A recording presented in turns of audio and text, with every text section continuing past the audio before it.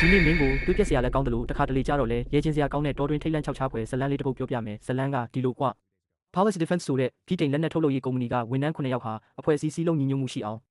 Team Building ဆိုပြီးဟန်ဂေရီနိုင်ငံကတောနက်ထဲမှာရှိတဲ့အပန်းဖြေစခန်းတစ်ခုကိုထွက်လာကြတယ်အဖွဲ့ထဲမှာတော့ဆရာကြီးစတိုင်နဲ့အမိတ်ပေးတတ်တဲ့ Richard သူ့လက်ထောက် Billy အမြဲတမ်းစေးကြောင်ပြီးပောက်ကရလောက်တတ်တဲ့ Steve တတိခဲမလေး Mike နဲ့တခြားဝန်ထမ်းတွေပါတာပေါ့သူတို့စီးလာတဲ့ bus ကားကတော်တဲ့ရောက်တော့လမ်းပိတ်နေလို့ဆိုပြီးကားဆရာကသူတို့ကိုလမ်းမကြီးပေါ်မှာခြံထားခဲ့ပြီးမောင်းပြေးသွားရောအဲ့ဒီမှာတင်ပြဿနာကစတာပဲတော်လန်အတိုင်းလျှောက်လာရင်းနဲ့ Steve ကမိုးရီစားပြီးကြောင်နေတဲ့ကြားကခြုံထဲမှာလူတယောက်ချောင်းကြည့်နေတယ်လို့ပြောပေမဲ့ဘယ်သူမှမယုံကြဘူး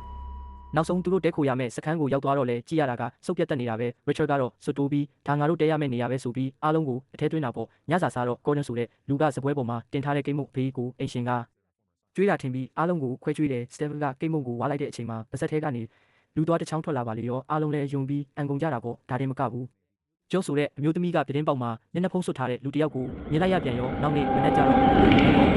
ဘိုးထဲမှာစားကြတယ်အဲ့ဒီမှာလည်းတကယ်အမှကြီးစားတာပဲကိုတယောက်ဝက်ဝံထောင်ချောက်ကိုနင်းမိပြီးခြေထောက်ဖြတ်သွားတယ်ပြီးတော့သူတို့လာခဲ့တဲ့ဘတ်ကားဆရာလည်းဘိုက်ပွင့်ပြီးအသက်ခံထားရတာကိုတွေးလိုက်ရတော့မှငါတို့တော့တကယ်အသက်ခံရတော့မယ်ဆိုတာသိသွားကြတာဒီလူသက်သမားတွေကဘသူတွေလဲဆိုတော့အရင်တုန်းကဒီနေရာမှာရှိတဲ့စိတ်ယောဂတွေနဲ့စိတ်ရာဇဝတ်ကောင်တွေနဲ့သူတို့ကိုကုမ္ပဏီကထုတ်တဲ့တမွေးတွေလက်နက်တွေနဲ့အစိုးရကတက်ခဲ့ဘူးလို့အခုကုမ္ပဏီဝန်ထမ်းတွေကိုမြင်တာနဲ့လိုက်တက်နေတာဇလန်းကတဖြည်းဖြည်းနဲ့ကြောက်ဖို့ကောင်းလာတယ် Harris ဆိုတဲ့လူကခေါင်းပြတ်သွားတယ် Joel ကတော့မီရှို့အသက်ခံရတယ် Gordon ကလည်းအရှင်လက်လက်ဘိုက်လိခံရပြီးတည်သွားတယ်ကုမ္ပဏီပိုင်ရှင် George ဆိုတဲ့လူကြီးကတော့မိန်းကလေးတွေနဲ့ပျော်နေတော့လူသက်သမားတွေရောက်လာပြီးတက်လိုက်တာပေါ့နောက်ဆုံးမှာတော့ Stan နဲ့ Mikey ပဲကျန်တော့တယ်သူတို့နှစ်ယောက်ဟာလူသက်သမားတွေကိုအသေးအတန်ပြန်ခုခံရတယ် Stan ဆိုရင်တစ်ဖက်လူကိုပြန်ကြိုက်တာတို့